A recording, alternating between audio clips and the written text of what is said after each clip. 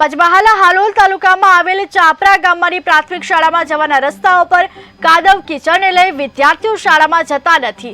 ચાપરા ગામની પ્રાથમિક શાળામાં બંને પાળીમાં 164 વિદ્યાર્થીમાંથી માત્ર 5 જ વિદ્યાર્થી શાળામાં આવ્યા, ત્યારે ગ્રામ લોકો દ્વારા રસ્તો વહેલી તકે બની જાય તેવી માંગ કરવામાં આવી રહી છે। ગ્રામ લોકો દ્વારા બાળકોના ભાવિને લઈને આગામી સમયમાં જો રસ્તાનું કોઈ નિરાકરણ ન આવે તો ચૂંટણીનો બહિષ્કાર કરવાની ચીમકી ઉચ્ચારી છે। મોટો ભારે રસ્તો જોતો નથી, પણ છોકરો શાંતિથી એમની જાતે સ્કૂલ સુધી પગદંડી રસ્તો બને, થોડો વ્યવસ્થિત બને, એ અમે ગામ લોકો માગ કરી છે। એ માગ સંદર્ભે આજે અમે અમારી ચાપરા પ્રાથમિક સ્કૂલ ગામ લોકો સંમતિથી અમે બંધ કરેલ છે। બંધ કરવા બાબતનો હેતુ એ છે કે જો આના પરિણામ એટલે કે યોગ્ય કાર્યવાહી સરકાર શ્રી